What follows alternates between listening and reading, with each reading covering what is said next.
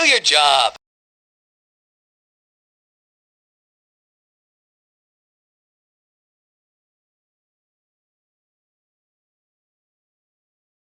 Marcos Villegas for FightHubTV.com, standing here with the California kid, Urijah Faber. A lot of talk between you and Dominick Cruz, and I wanted to see, it's been said that you guys don't like each other and that he kind of just put it out there with you and just you've always felt that vibe from him.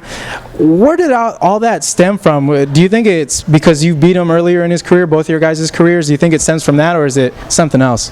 I don't know. I'm a pretty good judge of character for the most part, and I really feel like the guy, I don't know if he has a chip on his shoulder or he's just an angry person or what the deal is, but it started out, we fought each other a long time ago. I didn't know the guy from Adam, and we give these posters out for charity and stuff like that, and he was halfway through, he started signing right over my face. We take those home as fighters also, and we give them to our coaches and our friends and stuff like that. So I thought that was kind of a weird thing for him to do, and then after that, it's easy to be humble when you're winning, but when you lose, how you act, is a whole different story. And after I beat him, he was running his mouth. I hear I'm in California also. We have gyms that are on opposite sides of the state, but in the same state nonetheless, and in my state.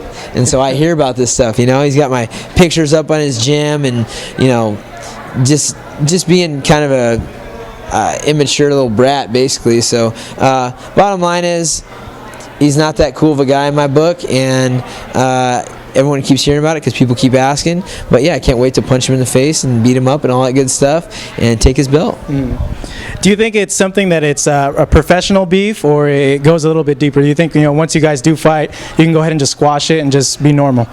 It's squashed by me. In the real world, when I don't like someone, I just X them out of my life. There aren't very many people in the world that I don't like, and if I don't like someone, I don't find them and hang out and put them in my life. I normally just move on, but it's kind of hard to move on from a guy that keeps going around. That I'm gonna have to fight for the world championship. So it's all good. I'm having fun with it. I like teasing the guy a little bit, and I enjoy life, so it's good.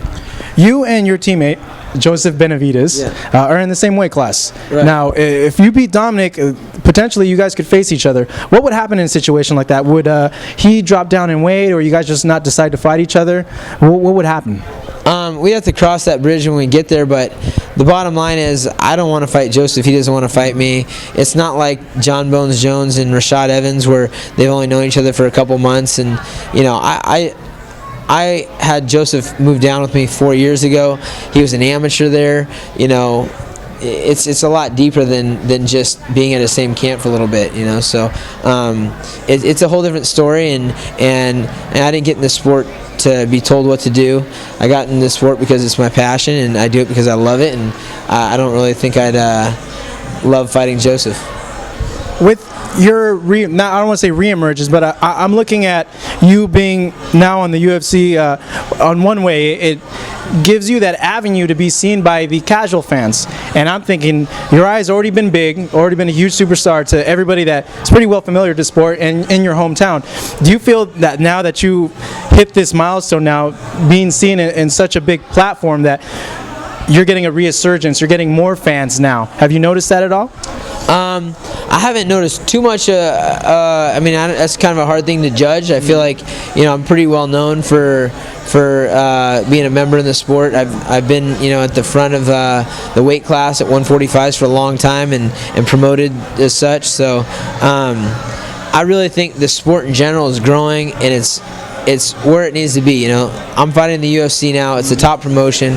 It's the one that everybody knows, so it's definitely going to keep building my name. And I'm at a new weight class. I'm at a point in my career where, unlike when I first started fighting, there's opportunities for little guys, and I helped build that. But now I'm at my most competitive weight, so you're going to see the best years for me. From here on out, my hands are getting better. My jiu-jitsu is getting better. My strength and conditioning is getting more calculated and more scientific, and I feel incredible, man.